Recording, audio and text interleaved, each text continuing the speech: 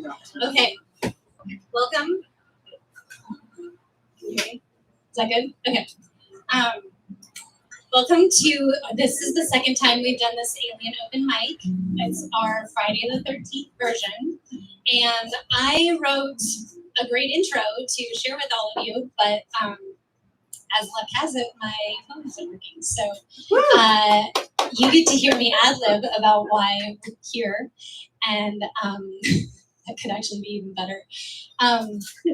So I'm just really excited to have this. I want to say thank you to Freshies and to Amber, who is the owner, for letting us have this space to have conscious conversations about extraterrestrials and extraordinary events. I had a vision in about November of this last year, and it just popped into my head. I had to do this. Why? So we're just kind of making it up as we go, and we are live streaming. I know we have people watching, and so I just want to welcome everyone. I also had invited a lot of spirit guides and beings, and I've been really overwhelmed today by the amount of support that the universe has provided to make all of this happen. So there's just magical stories here and there, and I won't get into all of it. But I wanted to have this on Friday the 13th. I kind of game plan things with Alex, and he manages Freshies, and we were talking about the dates, and I just think that Friday the 13th has always been in the media kind of turned into a negative thing. And really, if you look at numerology and ancient religions and just stories, 13 is a very lucky number. It's a very good number. It's a very prosperous number. It's a day that if you really want to focus on something, you should be able to focus really intently on it. And my focus this year is to bring people together. And so that's why, that was one of the reasons why we chose Friday the 13th to have it be very intentional. So what we're going to do tonight is I have everyone's name that has contacted me that's going to have something to share. It might be music, poetry, storytelling, whatever. I've been guided to not say no. So, are you guys ready for the first performer? Chris, you want to? Oh my gosh. The people online can't see that. I'm sorry. We'll have Alondra do it. Okay.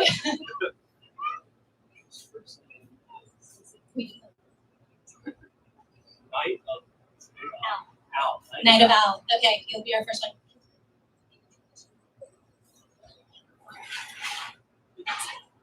Hold on. Okay. So it's kind of funny that he's going first because he was the last person to put his name in. So if he could get through, that would be awesome. How many minutes of setup do we have? Okay, so I'm gonna grab another name, and while he's setting up, then we will do someone who's going to just be talking.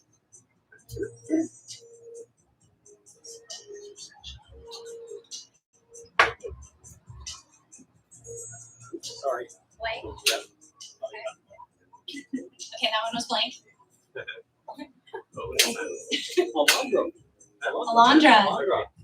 Alondra, okay. Well, I'm really excited that Alondra's going to share. It's a very good person. All right. Okay. First. Yeah. But I am. Hello. Yes. I'm Alondra Martin. I'm going to read some poems. I'm also like a pretty broad experiencer of a lot of ET stuff. I'm a secret space program survivor, so just want to put that out there. Some people are very interested in that. But right now I'm reading poems. If I can read those. Do you want to sit down? Well, no, life most helpful. Yeah, there we go.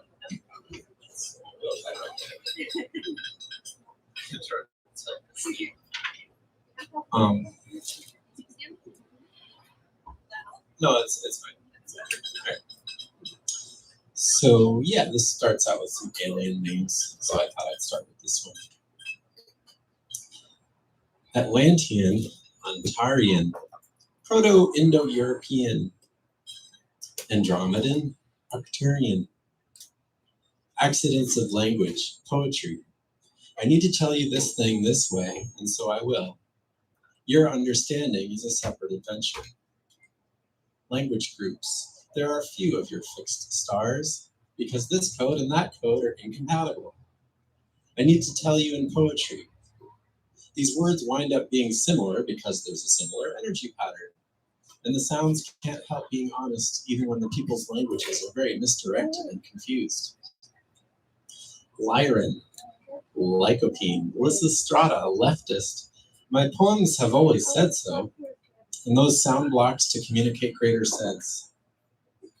Alliteration, Sweden, sweeten, licorice.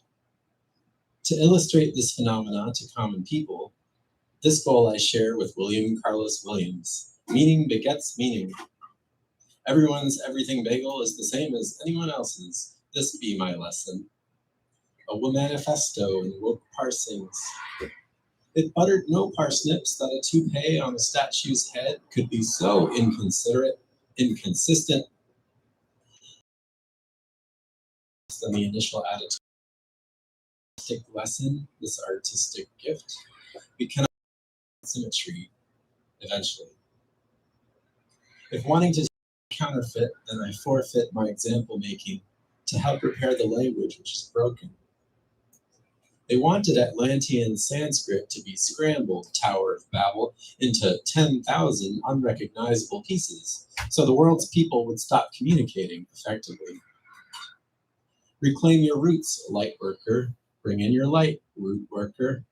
You must unthink your veil to undo the upbrushing, oppression, impressive. Here it is, Allison. Our sidewalks glisten with rhyme.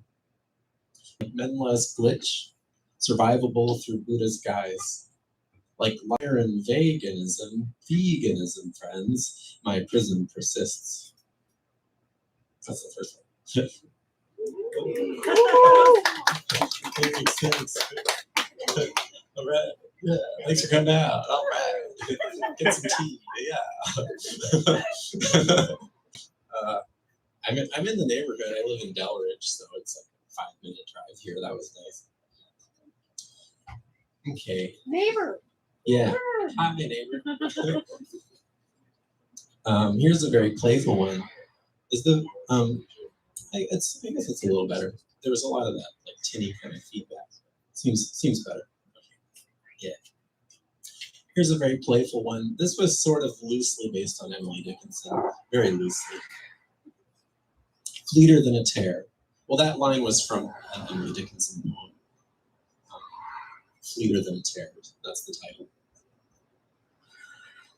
Fleeter, theater of a pair.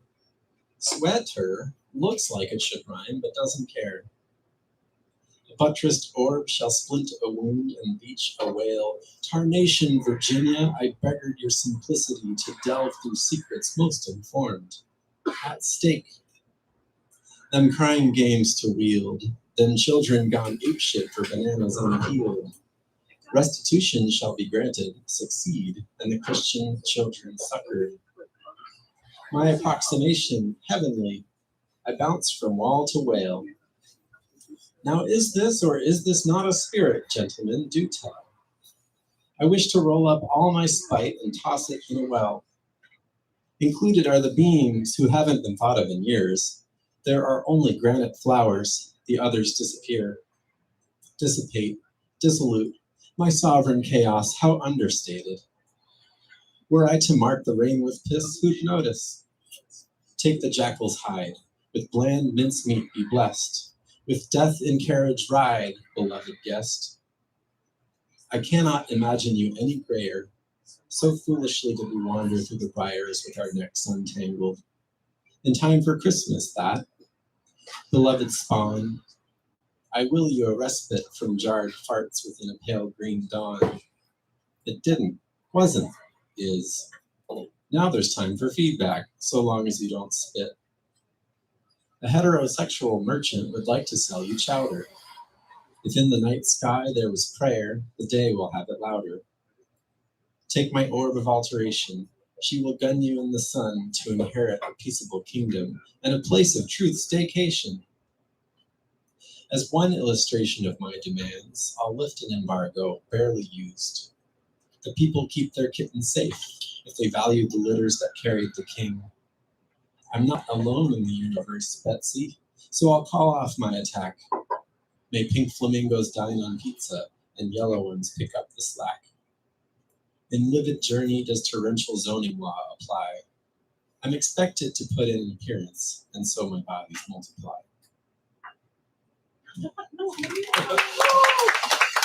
Thanks. How are you doing? Is that good? I'm good. I'm Frankie. Yeah. Sure. Yeah, I'm quite spanky. So I love reading. I could just do this for like hours actually, but usually that's more in private. Okay. All right. This one was mostly inspired by a Slovenian poet that I was reading, and he was writing a poem about a political assassination in Slovenia. So this kind of comes out of that, although that's just a sort of inspiration. It's not really a direct reference, but, you know, poet nerdy things. Okay.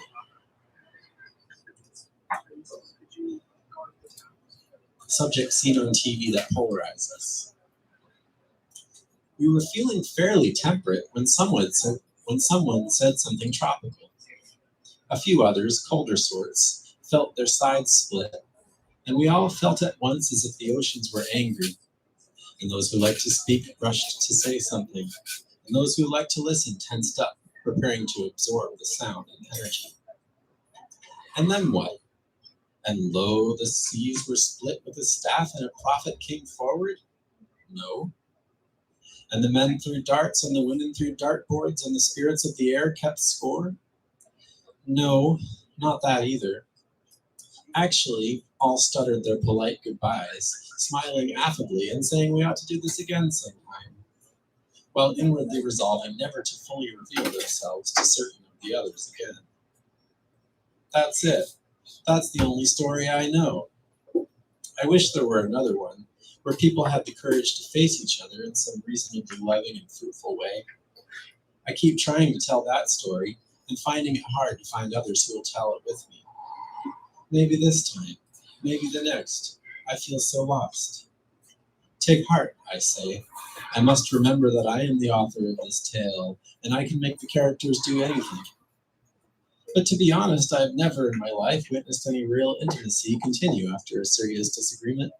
It's hard or feel like. But I would like to try. I've wanted this my whole life.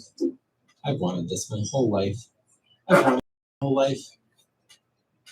Was it easier to accede than to resist? I say no to that, to say yes to this. Second guessing so hard. I feel what I'm missing in my solar plexus. Friend. 1111 through harmony of spirit, not through sex or combat. I want that so much. I want that so much. I want that so much. It feels so fleeting and delicate. But I can get there. I can get there. I choose to go there. I no longer want mistakes to feel permanent. I want relationships founded in mutual respect. But how? But how? But when? The middle section of Eine kleine Nachtmusik by Mozart is in my head. Hank, Marie, Jan, government by consent of the governed? No, it's not quite like that. That's a cluster of ideas already ripened. I'd like the new ones, please. Hey, snaps and stuff, yay!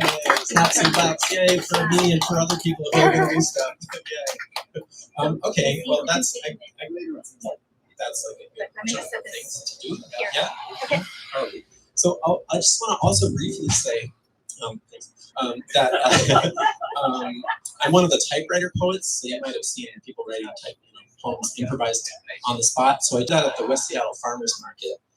Usually they're on Sundays, so I'll be there on Sunday typing poems. So you can come get a personalized poem if you want on Sundays. Yeah. Thanks.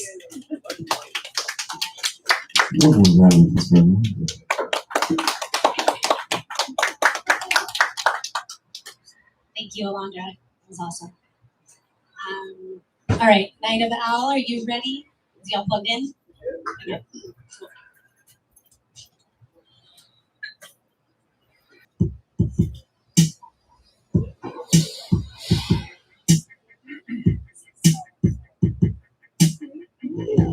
Check.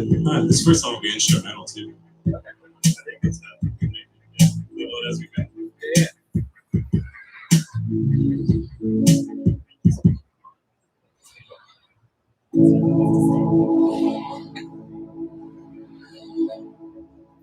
A Night of Owl for everyone. We didn't do that.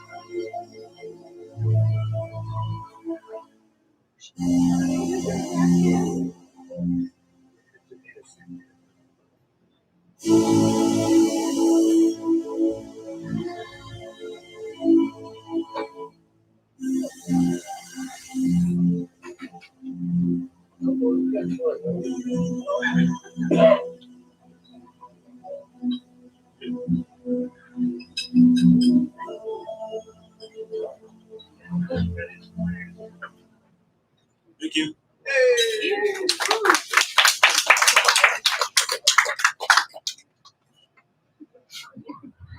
Our first song is called Rise. This next song is called Soul. Any reverb on the vocals?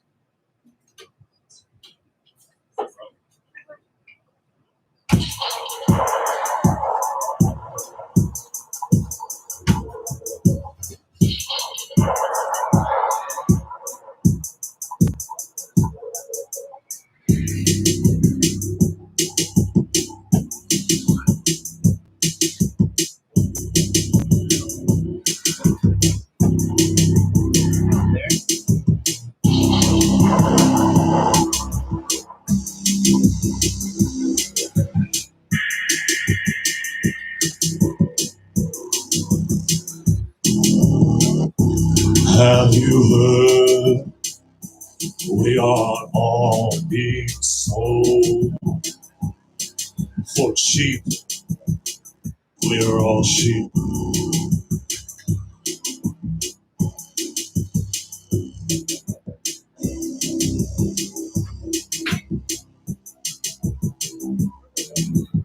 talk sweet to me, and I will show you what you want from me.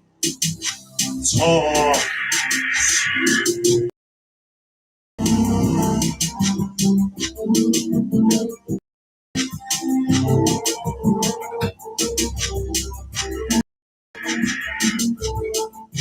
I will give you what you want from me. Only if you talk sweet.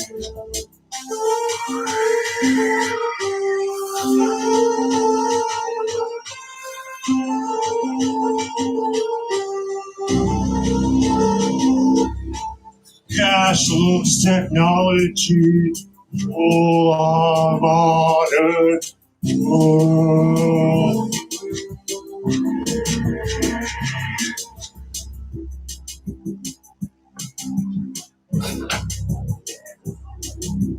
Name your price or be price. Time is money and the money's moving.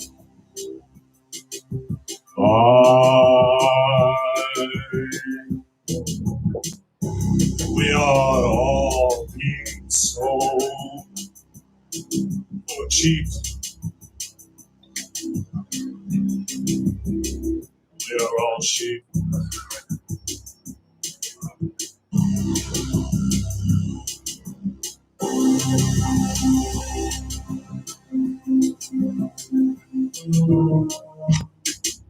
Sweet to me, and I will show you what you want from me.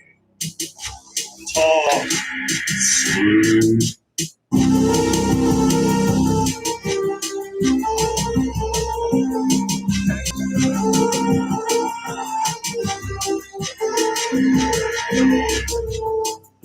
I will give you what you want from me.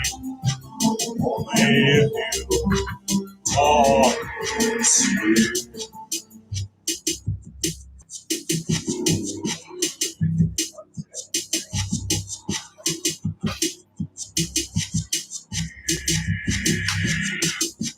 Open your eyes.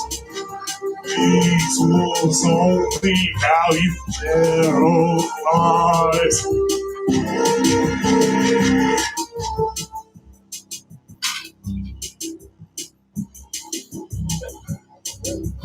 Name your price or be price. Time is money and the money's moving.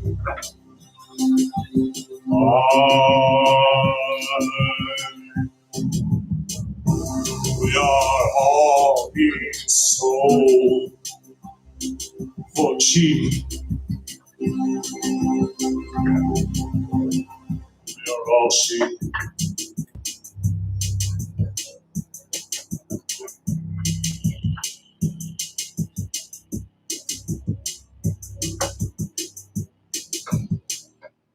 Thank you. The song is called Sold. I'm not about complaining. I know that's one.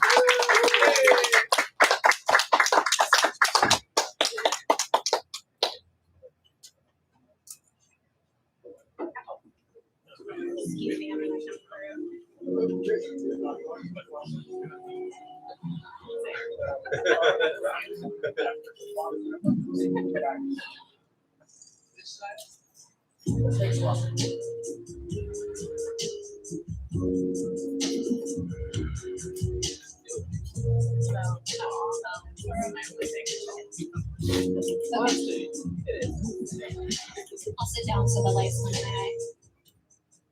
So, it looks like my phone has started working again, and maybe I'll do the intro. Can everyone hear me okay?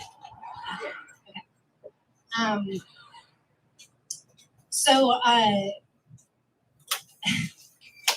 The number 13 in numerology symbolizes a day that vibrates well for concentration. Instead of focusing on fears and superstitions, it's a day that bodes well for setting your mind on a project that you want to make progress on. So that's exactly why I wanted to be here today. And this was what I wrote, and I didn't get to share it earlier. So I just returned from a trip to Egypt, and in ancient Egypt, the number 13 on the hieroglyphic calendar signals harvest day. And so to me, I feel like that's a really good day because that's when you reap the rewards of all of your hard work. So so I thought it was a day for celebration as well. And then that kind of gets to my last point, is that I think that we all need to celebrate more and get together and sing music. And thank you so much, Night of Owl. That was awesome. And so let's get to the next person. We don't know who it's going to be. I'm going to draw it. Okay. That's me. I just shared. I'm not going to do it right now. Frankie, are you prepared? Are you ready? Do you have all your parts here? Okay, is he still eating? Should we go to the next one for right now? Okay, we'll go to the next one. Sean, are you ready? Okay, I think Sean will certainly have a great story for us over that. I'm so excited. And Frankie will be on deck. He'll be after Sean. And I just want to say welcome back because you came to the first one. So thank you. Thank you so much.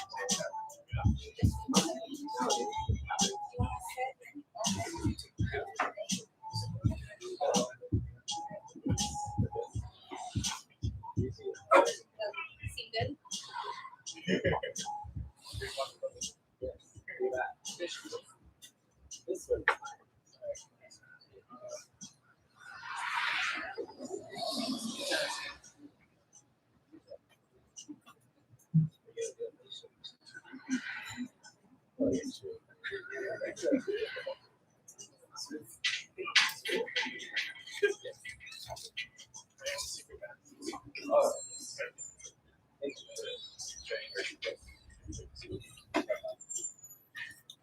I just want to first say thank you for doing this again. It was really great last time. And I wanted just to start with a call and response. So, hi. Hi. Hi. Hi. Hello. Hello. I always felt church was strange. I'm realizing now, meaning in the past 3 months, that I was just not in the company of my own. I love that there is this gathering at this particular community. I feel relief from my own daily life, and I feel at home being here with everyone. I really enjoy public speaking, and I love theater, and I love playwriting. I love musicals, and I love being dominated. I love being tied up. I love having a primary partner, and I love my second, third, and fourth that my primary allows me to have. And I love this community. I feel like the Seattle theater community and the fetish community and the Seattle UFO Network should mesh, which I think is part of what I'm doing with what I'm about to read. Within the kink community, within the fetish community, anonymity, even when you're face to face, anonymity is paramount because it establishes who you want to be in that space. And because it could be very embarrassing, people worry about getting fired. And it helps to maintain the reality you're building between the scene partners and between you and the West Seattle fetish group that meets once every 2 weeks at a bar. Not to hook up, but just to be with community. The past 3 months have been very huge for me. I've had all of these new realizations in my life.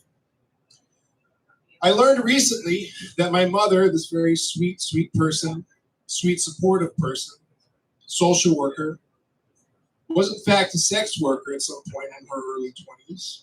And she believed my sister and I were the second coming, which is why she always encouraged us to follow our dreams, wherever that might lead us to. I grew up loving musicals and theater, and I thought that that's what I might do, but I was afraid of failing, so I got my master's in business.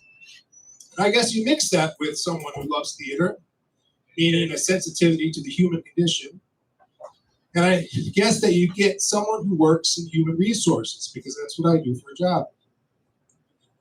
And if I could just say, I am an HR manager here in Seattle with a company, a corporation, I probably shouldn't say, but that rhymes with Facebook. There is a psychic cost to being told about impending layoffs. Late last November, we were all notified that there would be layoffs after the holidays. And last week we were notified that they would happen sometime next week. And I get migraines. Regardless of what happens, I've gotten migraines every day since we were told. I don't think most people understand or respect the psychic and physical daily and unbearable costs it is in a person's life to be told that an ending of something you're involved on is near, whether you like it or not.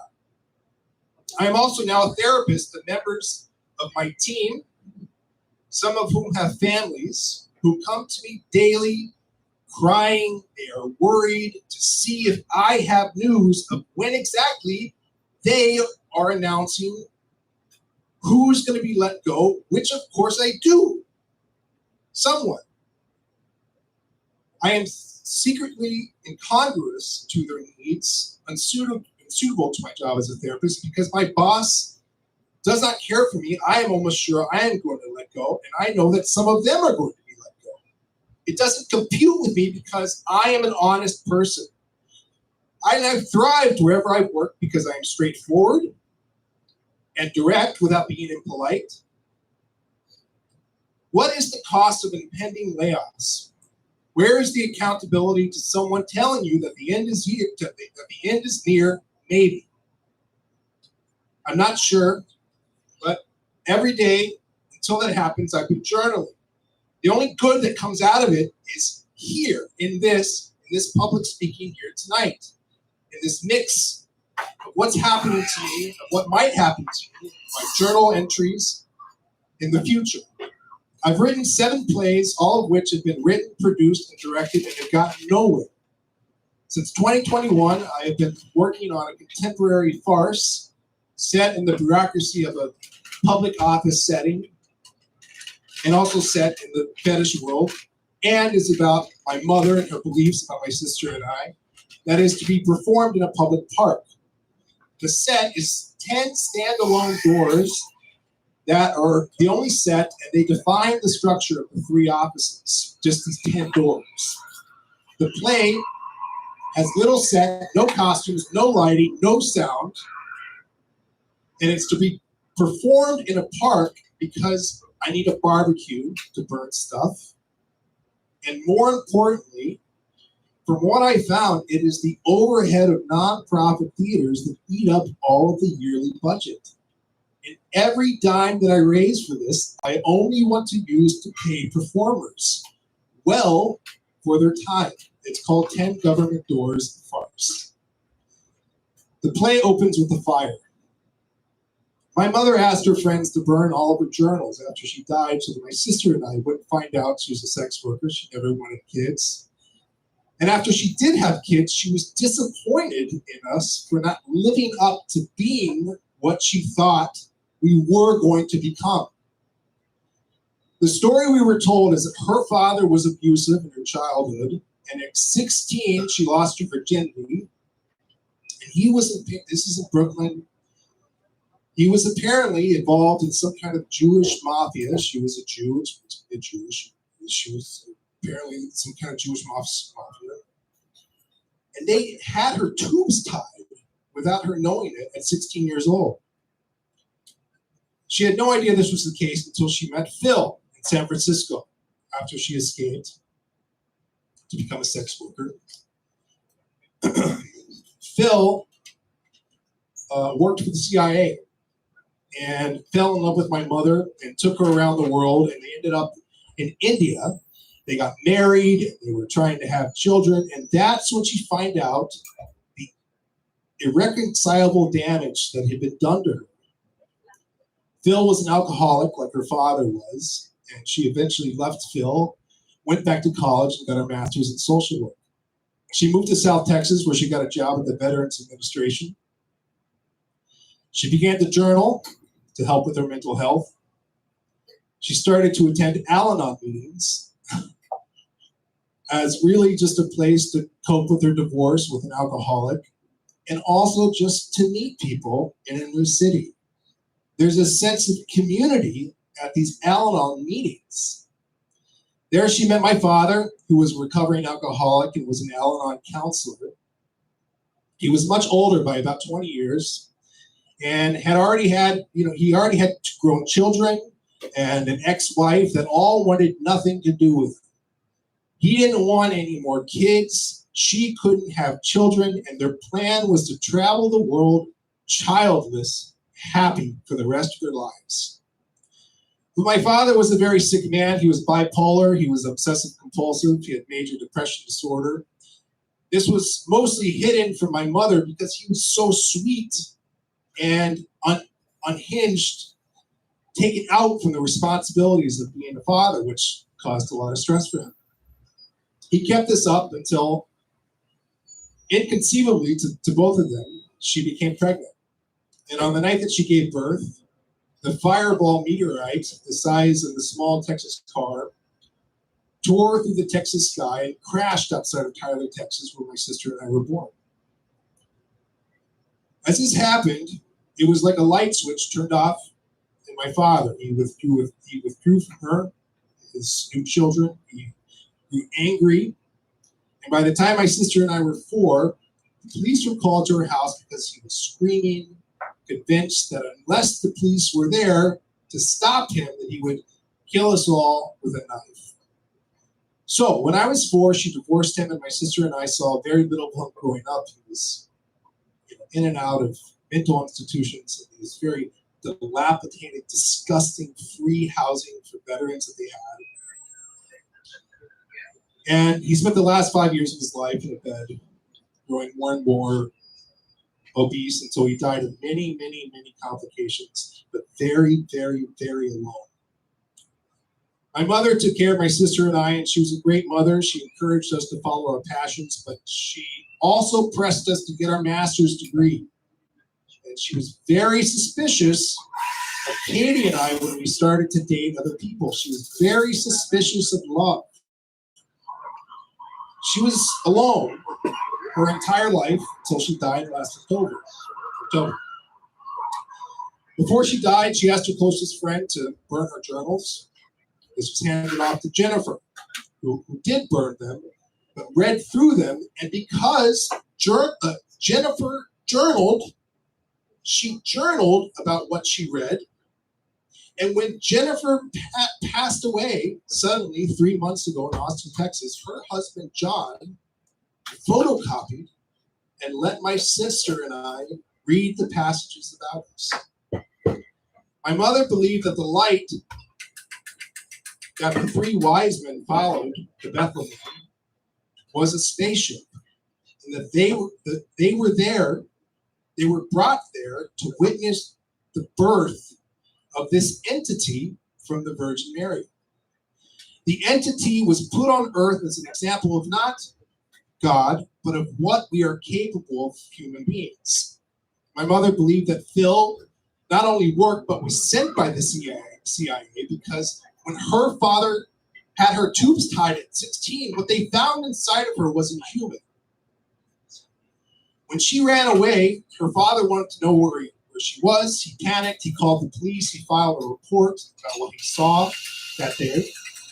and it somehow made its way to the CIA, who sent Phil to spy on her, fell in love with her, and he was an alcoholic and he fucked up an issue. She believed my father, who was a former soldier, was a plant placed by the government to care for her while she was pregnant, and fucked it all up because he was mentally incapable of having a family. She believed that the meteor that night in Tyler, Texas, was a sign, proof that she was right. She knew she couldn't have children. She knew she couldn't have children, and my sister and I are now byproducts of all of this. All of this information has been handed over to us. She believed she was chosen under the watch of the government by a council of otherworldly beings who are in charge of enforcing the directives given to them by the One, by expanding them all out to all other species who must abide by them. She didn't want us to read the journals because she believed we were the second coming, that we were placed inside of her, and that she spent her life wanting and waiting to see, waiting for us to show her what God is really like in human form. So here I am, I'm an HR manager who feels misplaced, a failed playwright whose new show is really just about this, about my uncertainty of what to do next in my life. It's about who are you, who am I, is if the entity was in fact sent to show us what we are truly capable of. And if so, I think my question has always been, especially while in church, was what did he find? Or what did they find when they were there? What is their report on us? Is it to wait around and get fired? Is that why I'm here? Is that my purpose? I've never really given aliens much thought until about 3 months ago. And I'm realizing now that I never needed to, because maybe I am one. Maybe at 40, that is my purpose. Just to tell you that publicly, to tell you to question your own purpose daily. My only power that I have now is public speaking. Waiting for the story to click in place in a meaningful way that proves my mother right. In rooms like these, giving myself up, powerless, which I enjoy being, powerless to the audience's opinion of what I'm saying. But for tonight, when I leave here, it's been enough just to talk about this in the company of my own. Thank you.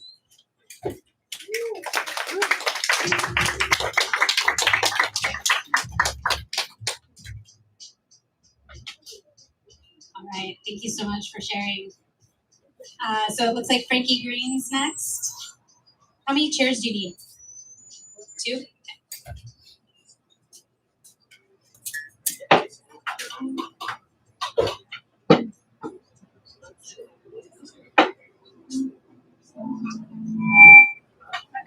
Oh yeah. Let's do this.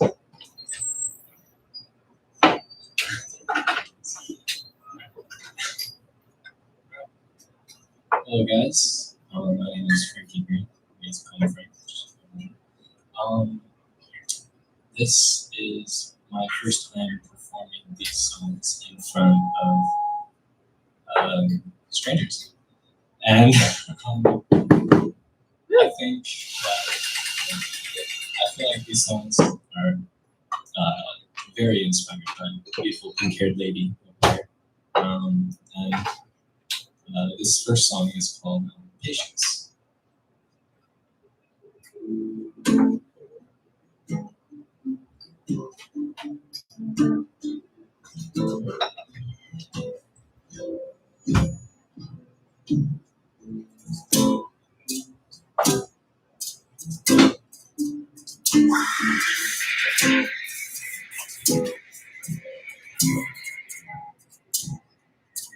Don't you back down.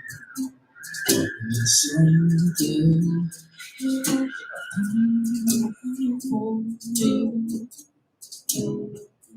time when you told me that someday you want me. That someday we'll be lovers. I've missed you.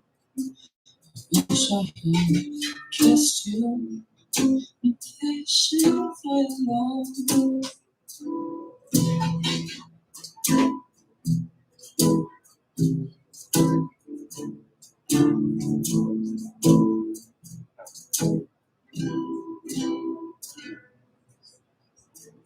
I was hoping that you'd come around. The idea of it did sound also very nice. You had the city sights. It's been so long, baby.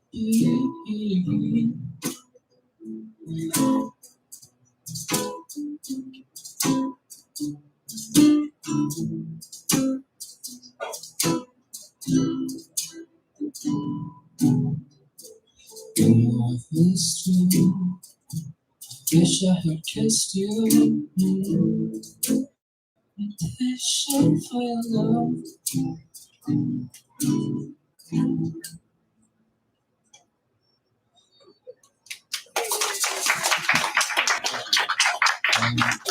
This is my friend Chloe on the shaker thing. And I kind of let her know on a last minute timing. So this is her improv session, guys. Clap for Chloe.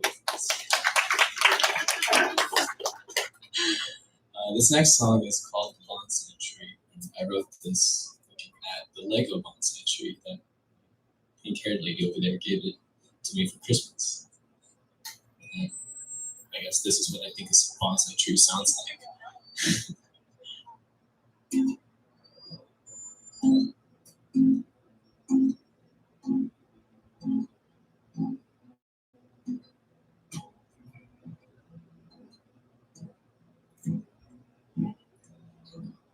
Laughing, crying, singing us together. Her voice is as light as a feather. I loved her even before I met her. I loved her even more once I knew her. I love her even more when I cry. She makes me laugh and doesn't even try. She doesn't love my heart. She glues it when it falls apart. It was just her and me under the bonsai tree. Her love makes my life feel complete. The universe wanted us to meet. Dum, dum, dum. I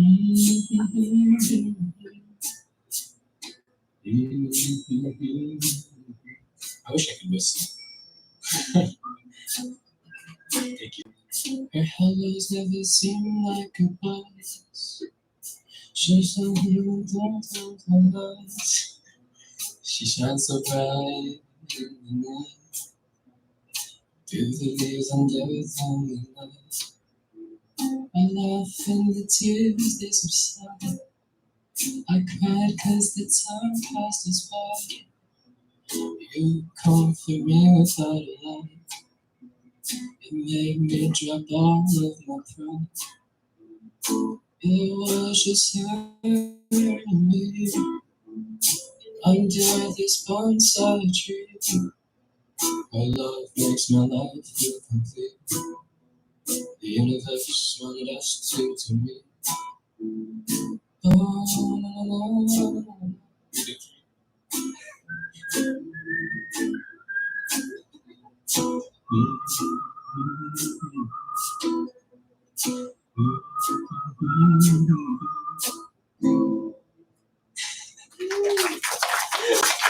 Thank you guys.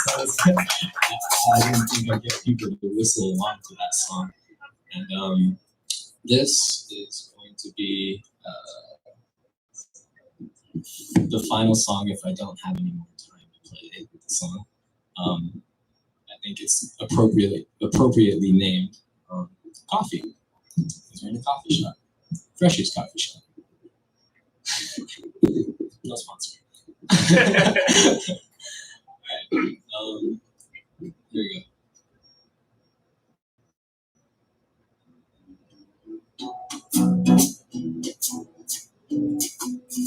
Don't you say goodbye, oh, baby, try to live alone. I need you on my phone. I love you so much, and such.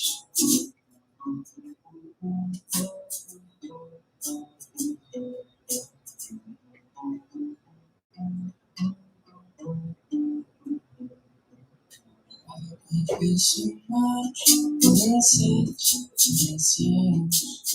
Look into my eyes, you won't see any lies. And if I'm being honest, you make me lifeless. Break my heart until all for me, all for you.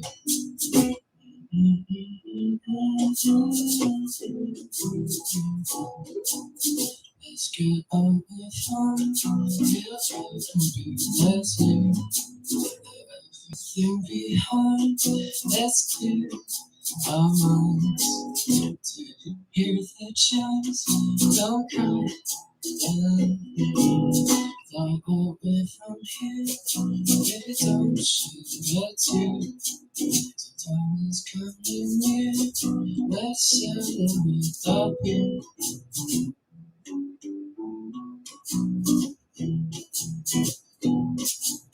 I'll make your heart beat. Let's sing first off here.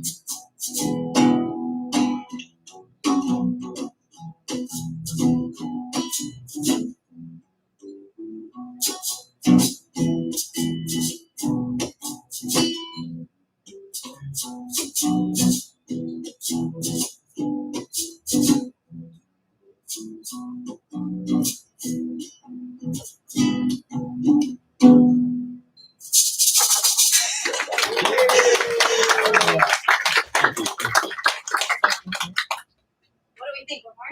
Yeah? Is that okay? Yeah. It's super chill. It's Oh, thank you. This song, we call this one "Some of Your Love." I didn't really rehearse this one, but that's okay because I can still play it. So, alright, cool.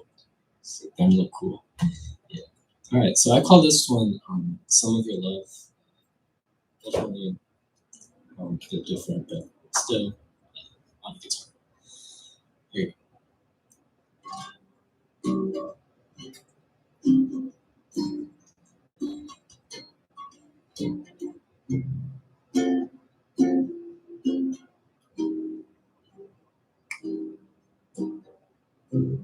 Yeah, they need you right now.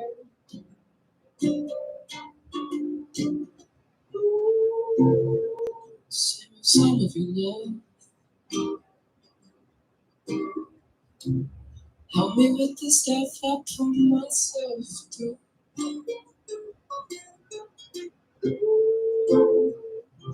Some of your love.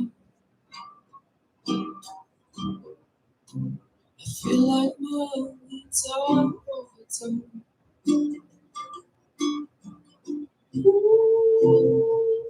Talk to me with your love. My eyes are tired, my mind is hazy.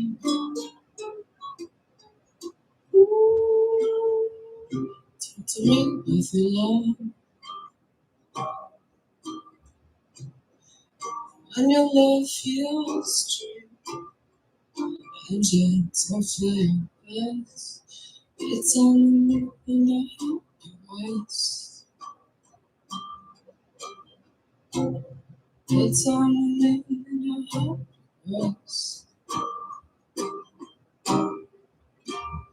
It's only can rest on my chest.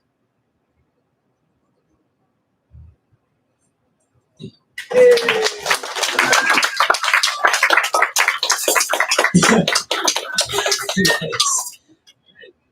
Thank you. Thank you. You guys.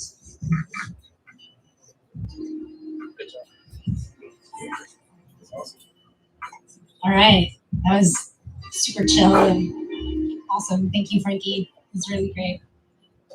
Thank you all for being here. I know we have a lot of technical difficulties because we're trying something kind of new and trying to make our online streaming look a little better. So we're working through it. All right, are you guys ready for the next one? Trish, are you ready? I'm ready. Okay, awesome.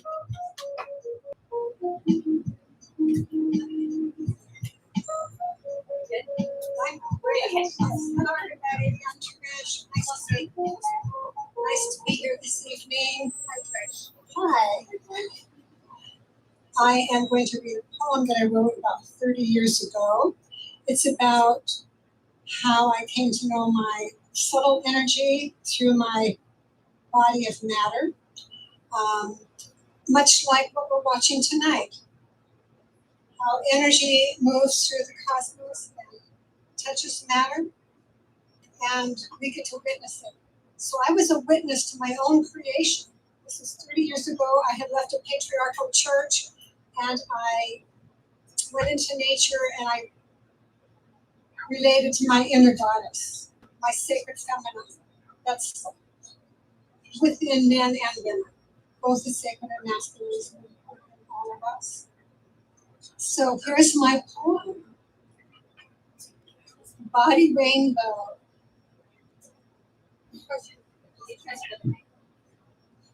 I'm kissing the mic. All right. I can do this. Tingling sensation at the top of my head. Airy, spacious feeling at the groin. Currents of energy moving up and down my spine. Subtle to dense, dense to subtle, like a cosmos. Spirit and form merging, dancing, creating motion. Conscious am I to welcome these currents, knowing them in tone and sound of color. Imagine what this sounds like, the cosmos sounds like. Imagine what our own rainbow body sounds like.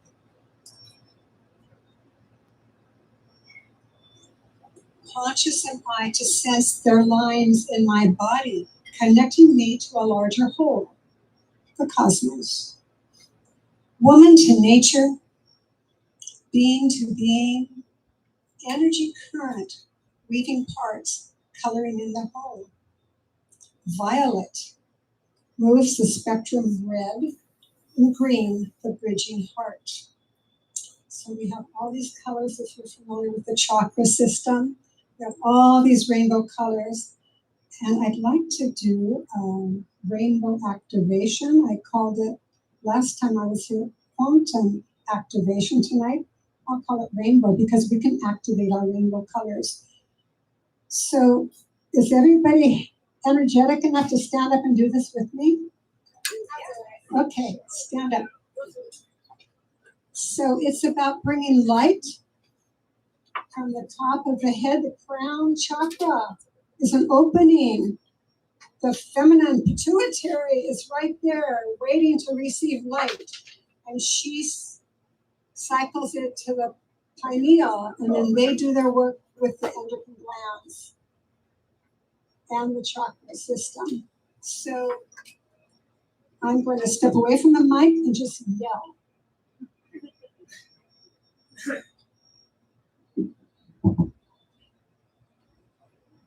I don't think I need the mic. Thank you.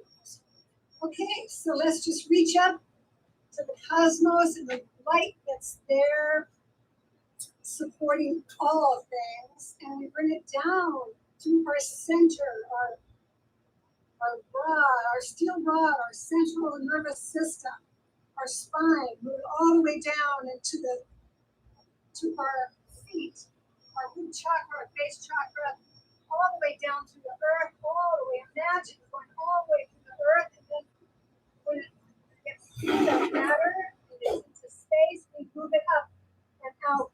And this is where the rainbow colors come in. All around us, we're surrounded in color. And if you're healthy and vital, the colors are bright and strong. And this is a good way that you can energize them. Okay, we're going to do this 3 times. This is the second time. Reaching out for light. You can ask your guides, your angels, whatever you want to call that force up there that supports you. Call that light in and down, down, down, down, down through the center, down to the floor, through the gravity field, all the way through the light field, through it all, feel it all, and then up, out, and around, and back up.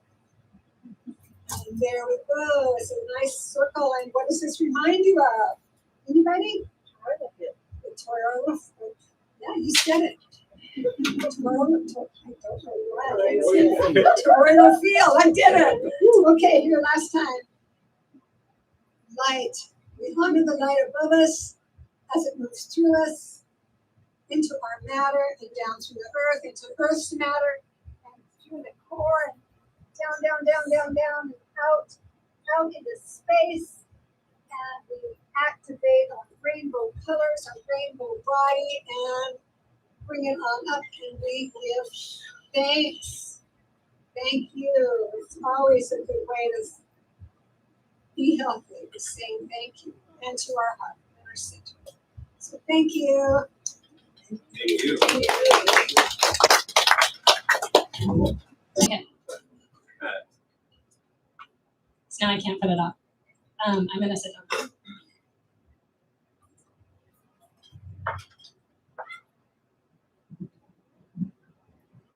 Okay, so I like to go on walks in Lincoln Park, and I have this circle that I walk.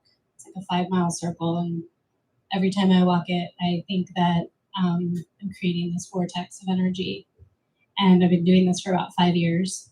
And just recently, people have been telling me that Lincoln Park has been feeling way more energized, at least. So I'm really excited. I feel like the energy is working.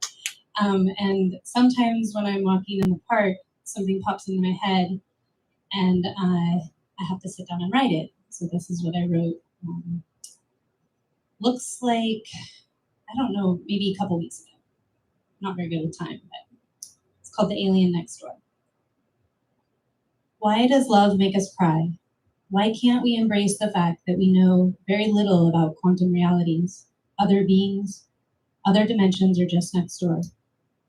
Is it ego that makes us feel like we know everything? I want to walk through the garden and smell the roses. But who makes the roses? Who cultivated it? It's all work. It's all toil. How do we not toil? Is it not toil if you enjoy the work? But how do you enjoy the work? You must find joy in the mundane. How do we change our minds? A perspective? A substance? An experience? Doesn't our mind change every day? Or does our mind try to keep the same thoughts as a way of survival? A mechanism to be right or correct? Perhaps the mind is our biggest hurdle. Perhaps we need to release the mind, release the ego, release the expected, and embrace the fact that we don't know what is going on. We know we are nature. We know that we are earth. We know that we are one. Other than that, we're just a tiny cosmic dust of 7 stars that happen to happen upon this planet called Earth. On this planet, there are a bunch of people who think they know what is going on, and they will tell you all about it. But you are like, what the fuck are you talking about? But it's okay. That's people. So let's keep pretending whatever we dream, whatever your heart wants. And guess what? The world will be your oyster. You will know because you know because you know. And most importantly, love those who you love Don't pretend. Love. Love is true, and it doesn't matter if you know anything or nothing. Love is the most profound feeling, and if you love, then you are living, and that's amazing and more important than knowing anything else.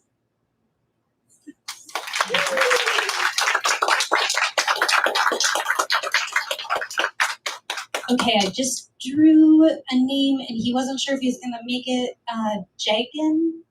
I don't know if I'm saying the name right. Okay, I don't think he made it because he didn't come up and say anything to me. So. Hannah, are you ready? I guess so. Okay. Hannah will go next.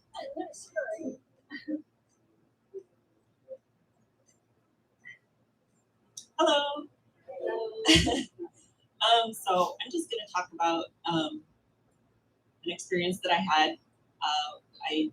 I was privileged to go to McMiniman's UFO Festival in McMinnville, Oregon, in 2019 when Bob Lazar was there, and probably most of you have heard of him. He's very famous, but he doesn't usually do any public appearances. So this was really special, and I was really glad that I was there that year. And I just want to share with you some of what he shared with the audience that he was speaking to, because it was so fascinating, and I just want to share with everyone. So he talked about how when he first saw these spacecraft, he didn't initially think it had anything to do with aliens or even believed in aliens, but he found it very interesting when he went inside one of the ships that everything was like child size, like small chairs and things inside there. And he said it was very strange that everything was one piece, as if it was, well, he didn't say 3D printed, and he wouldn't even have been, that didn't even exist on Earth back in I think it was the 80s when he was doing this work. But he said everything was just like one fluid piece. There were no bolts or screws or fasteners of any kind, and no joints where two things were put together. It was just all one piece. No controls, which, if it's a flying ship, then it had to be mind controlled because there were no controls in it. Another fascinating thing about the ships, there were several of them, I can't remember how many, but they had not crash landed. They were found at an archaeological site that was thousands of years old. And I thought that was fascinating. So how many other ships are buried under the surface of our Earth, or maybe in ice that could reveal themselves at some point? And he talked about the power source, which is a stable form. It's like a small nuclear device that powered the ship, and it was powered with a stable form of element 115, which we don't have on Earth. It doesn't exist on Earth. It was in these ships, which were on Earth, but it didn't come from Earth. Scientists have just recently been able to form an isotope of element 115 that lasted just a fraction of a second. But what was powering these ships was stable and infinite. It didn't deteriorate. So it was a continuous power source, which was fascinating. And it also had a force field. One of them had at least one of them, I don't know how many, had a force field around it. So when they attempted to touch it, there was just this invisible, they couldn't, like two magnets repelling each other. It's like you could try it, you couldn't ever touch it. So that was interesting. And the final thing I'll share with you is that it didn't have a propulsion system like our aircraft. When we want a plane to go one way, we make thrust in the opposite direction, and it pushes the plane forward. With these ships, there were three things that may have looked at like thrusters or propulsion system, but they had to be aimed in the direction that the ship was going to go. And in that direction, they would create a void in space, and this ship would basically be sucked into that void. So there was no friction or resistance of any kind. That's how they can go so fast and change direction instantly. Anyway, that's it. I just wanted to share.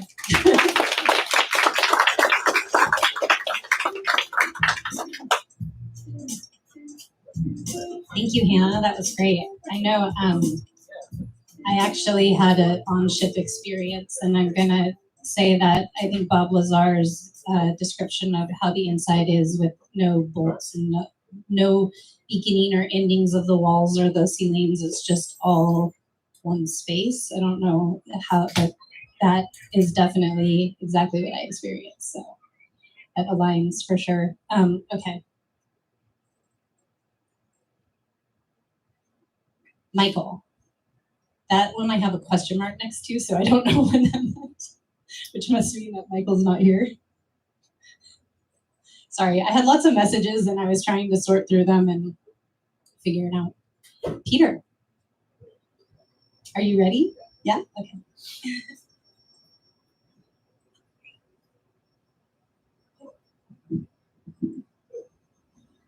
All right, well, I'm going to talk about an experience in summer of 2018.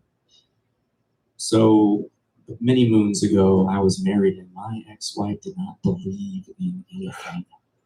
So I was on a mission, I was on a search to get her to awaken to the mystical, the woo-woo, the spiritual, the esoteric. It doesn't really matter, anything that I could try to get a hold or show that there was something more than this kind of 3D experience in the Matrix. And we decided to go on a camping trip to a place called ESETI over by Trout Lake. How many of you have heard of ESETI? How many of you been to ESETI? Magical place. Magical place. Trout Lake, in the natives of Washington, it's a sacred site. Now we know it's one of the vortex points in our planet. And Mount Adams is a beautiful mountain, and over at ESETI you can have this, there's this field and there's a meditation circle out there and it overlooks Mount Adams. And we're about 3 miles to the actual place, and the entire time I'm kind of internally just, you know, still participating in life and conversations, but internally I have this mantra, I'm just asking the universe, like, please let something really juicy happen, so she'll just like have this aha moment and awaken to something within herself that just like blows her mind. And those of you that know, James has a radio show that they host on Saturdays. And during this time, everyone there, and there's probably about like 50 people on the property, we were just there for like the night sky weekend.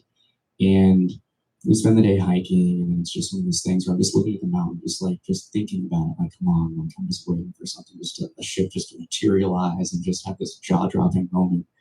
So we wind down after dinner, and everyone goes in for the radio show to listen to it and watch it live.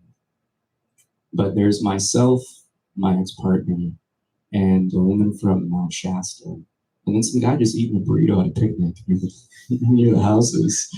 And we're all just kind of outside, like we didn't really want to go in. And I just had this really big pull to go meditate.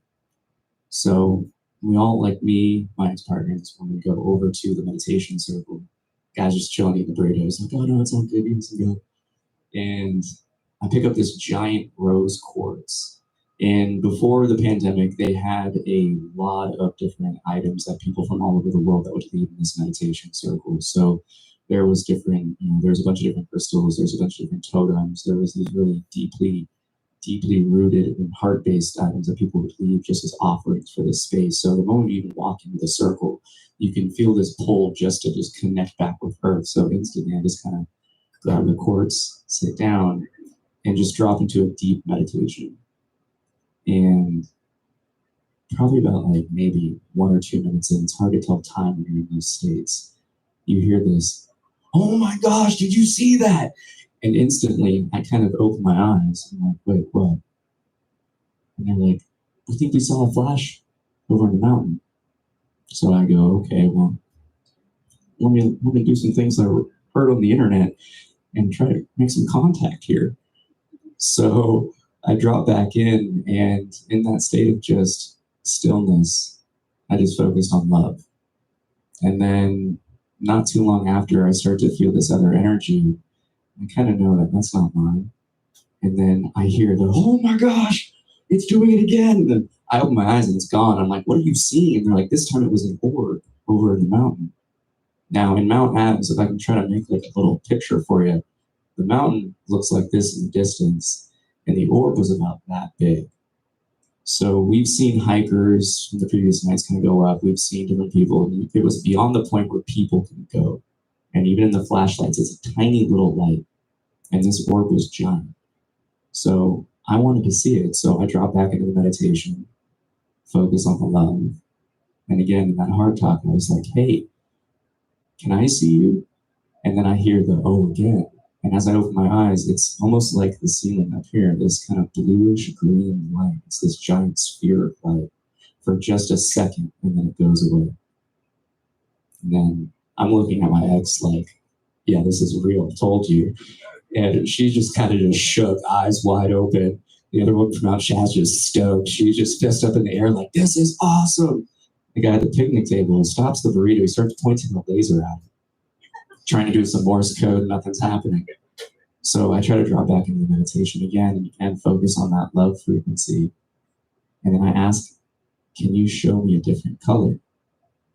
And then as I open my eyes, I see the flash and it starts to turn this reddish color. And then I just look at them like, I asked it to change colors. And they're like, no way. And I was like, I'll ask for purple next. So I drop back in, again, focusing on that love. And then I just simply ask, can you show me the violet purple, please? And then I hear the, oh my gosh.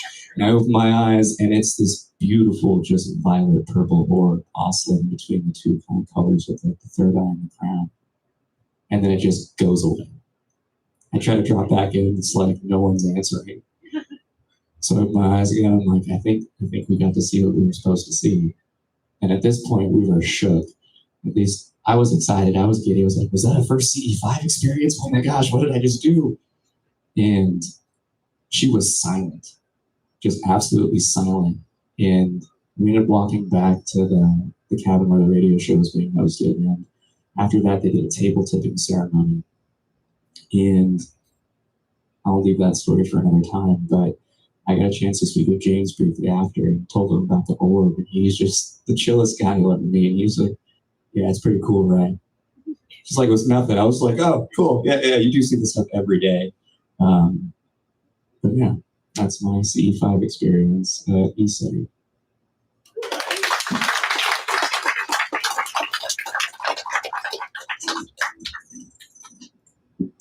All right, that's a great story. Mount Adams is like a base, docking, coming and going. At least that's what I've experienced. And I, just to plug SUFON a little bit, the Seattle UFO Network, this summer, Troy Bacon is here. He's one of the other SUFON coordinators, along with myself and Carol and Mary Kennedy. And we are planning a camp out at Mount Adams. So we'll have a pretty large group, so it won't be able to be at ESETI, but Troy has a location that is great for large groups, and it will be really awesome. So it would be totally amazing if anyone wants to go into the woods and do some UFO searching with us, because we did it last year at Mount Rainier, and it was a really fantastic, wonderful experience. Landra, he's still here, was with us on that trip. Okay, so enough about camping, but thank you so much. I think that sounds like an awesome event.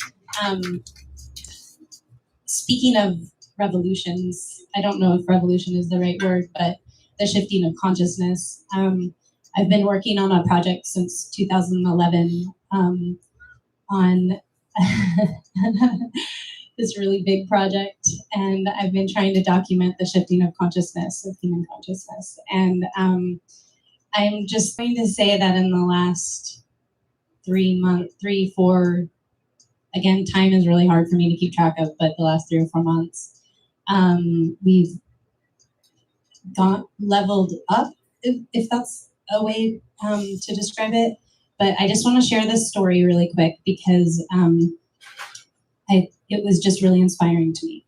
So I went on a trip to Egypt and I visited all the ancient temples, and I was literally pulled to go there. I knew 1 week before I left for the trip that I was going, and so all of a sudden I'm in Egypt, and I had a very distinct mission that I had to do. I was supposed to document the temples and my feelings at them, and to record it. And so that's what I did. And since I've been back, it takes me about 3 days to do a video on a temple, but I really dive back into that temple and get into what my feeling was when I was there. And I watch all the video that I took, and I do research on what that temple means to other people, just because I'm curious to see if it aligned with what I did. And I just deep dive into each temple when I'm producing each video.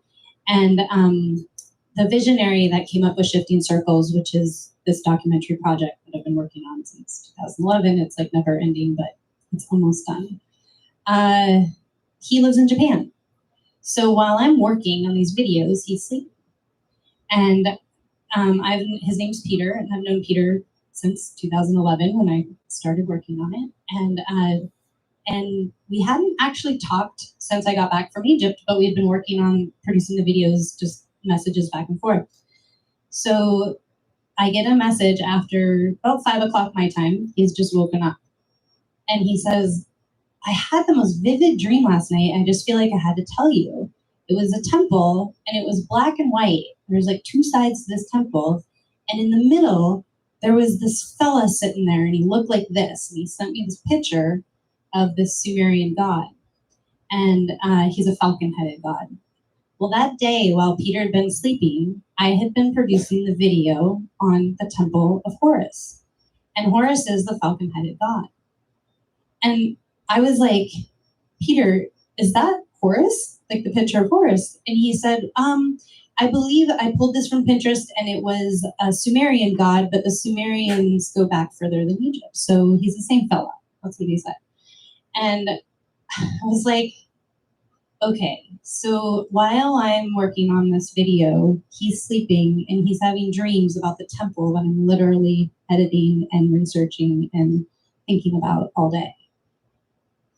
So I'm just going to say that we're all connected. Our consciousnesses are connected. Certain people maybe more than others, but it just was really in alignment with everything that I had been feeling. And I felt like things have just been kind of going on this accelerated timeline, if you will.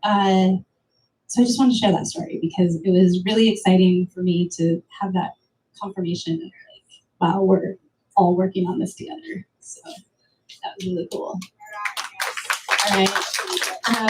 Okay, so Alex, who helps me put this together, he had I think a dream or a waking dream of this meditation to close out tonight. So I am encouraging him to do it and to bring us along.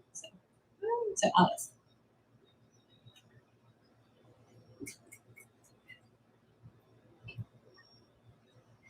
Hey everybody, I thought it'd be kind of nice to close out today's event with a guide. I thought it'd be nice to close out today's event with a guided meditation. This is a guided meditation called the Celestial Sanctum by the Rosicrucians. This one was given to us by the ancient mystical order of the Rosicrucians. And the Celestial Sanctum is it's a realm of purification and cleansing.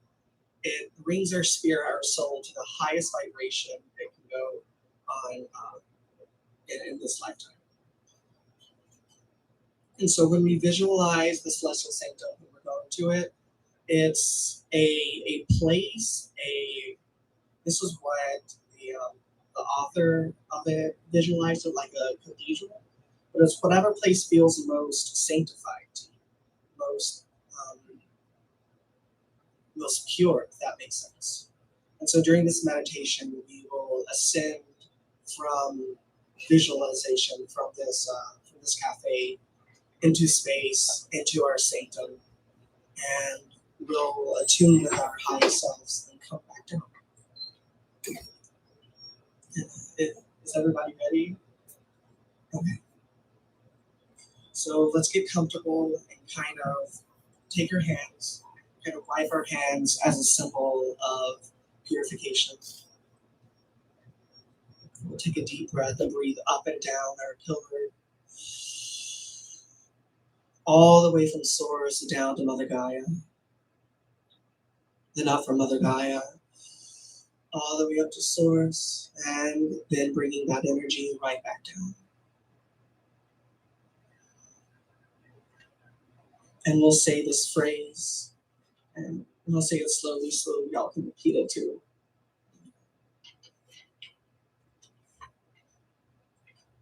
May the sublime essence of the cosmic infuse my being and cleanse me of all impurities of mind and body, that I may enter the celestial sanctum and attune in all purity and perfect dignity. So mote it be.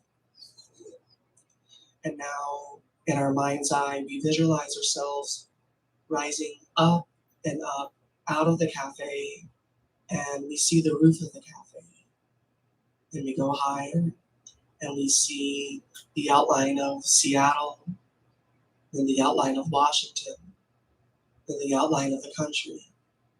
And we raise ourselves higher, and we see the outline of Earth, the pale blue dot.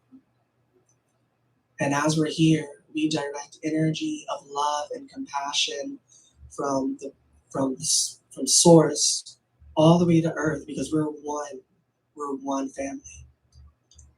And intend here that this energy from source, it cleanses everybody on Earth and brings us back to our true natures.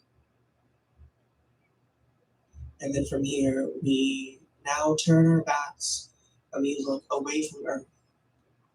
And we see our sanctum appear. And it can be a church, a temple, a landscape.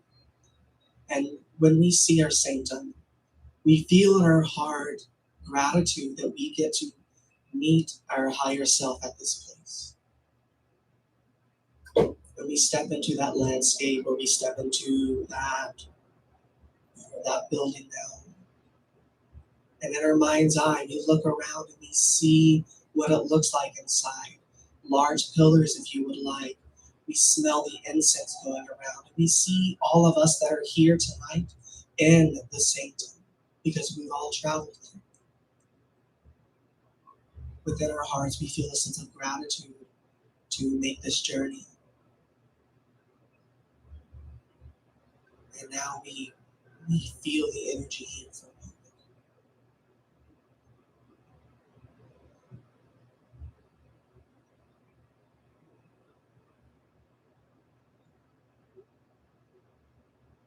Now we visualize silver bright light coming down straight from source through the roof of the building into all of us, blessing us all, attuning us all to our higher selves.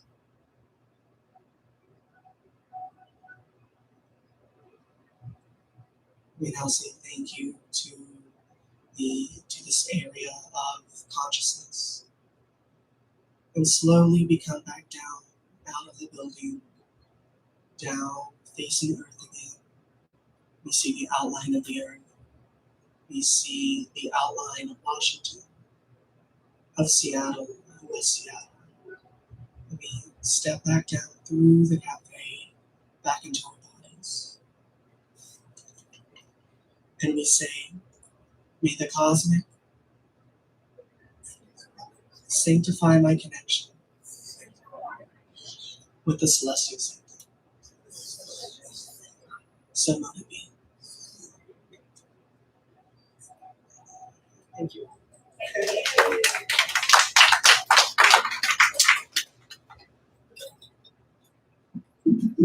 Awesome. Well, thank you everyone for being here, and for I'm just so grateful that we were all able to share space and listen to awesome music and listen to really great stories, and it's just wonderful. So thank you.